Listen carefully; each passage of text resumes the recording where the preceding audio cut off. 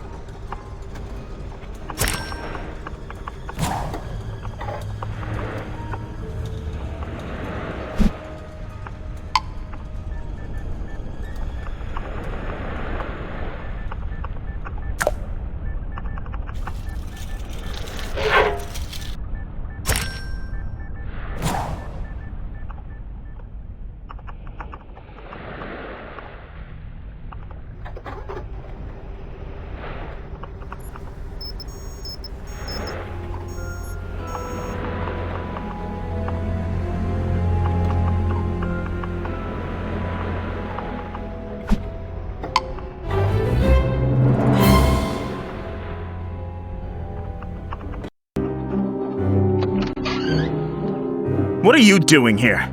These yours, Mr. Young? You're not going anywhere. You are the brother of Brian Young, the diamond thief, aren't you? But more than that, you're also his uncaught accomplice in the theft. Yeah, I was. I drove the getaway car, but Brian was the one carrying the loot, and he hid the diamonds without telling me where he put them. Then he got arrested. How did you manage to find them? Well, Brian was practical enough to know that if anything happened to him while he was locked up, one of us should enjoy the benefit of him. So he left coded instructions in his will as to where I could find them. So why this elaborate setup with the hollowed-out buoys and transmitters? Well, I couldn't just spend the things on the street. I found a smuggling organization in Canada, willing to move the diamonds overseas and deposit the money in a Swiss bank account. Hiding small groups of diamonds in lobster buoys that could be picked up by them was the safest way to make the drops. Is that where Peter Hammond came in? Yeah. He answered my ad looking for someone to help collect data for the lobster study. While I fitted his buoys with the tracking transmitters, I also hollowed out a space inside to hold the diamonds. And not a clue. At least, not until he came to the lab that night and caught me stuffing one of his hollowed-out buoys with diamonds. How did Billy fit into all of this? Before Peter could ask what I was doing, he heard Billy calling his name. I guess he'd followed him so he could ask for a raise. Anyway, I hid when I heard Billy coming. so you saw Billy and Peter argue and fight then? I saw the whole thing. Billy knocked Peter flat. And once Billy was gone, I took advantage of the opportunity to get rid of a serious liability. In other words, you broke a cylinder and stabbed Peter in the back with it, killing him before he could regain consciousness. And then you moved his body back to the Cornelia using your cart. I knew Billy would be the prime suspect, but things got complicated when Andy hauled one of Peter's traps and accidentally found a shipment of diamonds inside the float. Apparently, Andy was helping Jim Price stock Peter's traps with lobsters to make it look like he was catching more than he actually was. Not a bad scheme. Anyway, since the diamonds were in one of the buoys with my transmitter, Andy figured out that the diamonds came from me. He blackmailed me into letting him take Peter's place here and get the diamonds for himself. He used them to pay off a loan.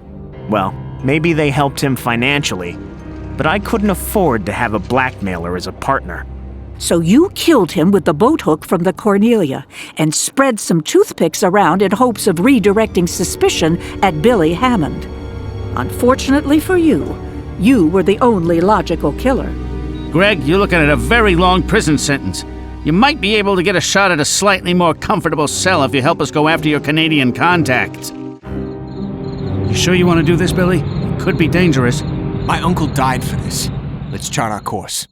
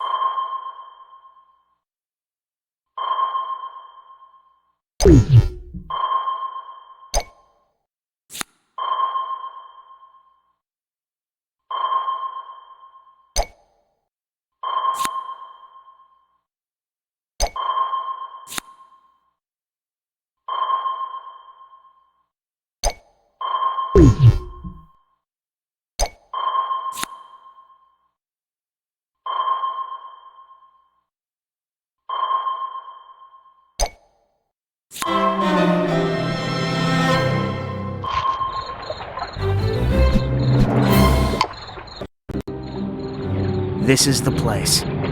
Okay, get that buoy ready to drop overboard.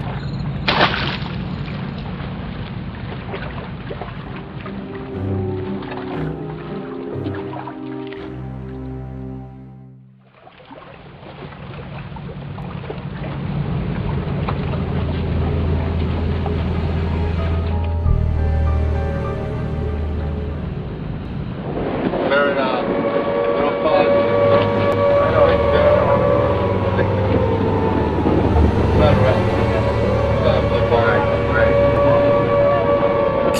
hands where we can see them. You are under arrest for the illegal trafficking of stolen property. You did a good job, Billy. Your uncle would have been proud.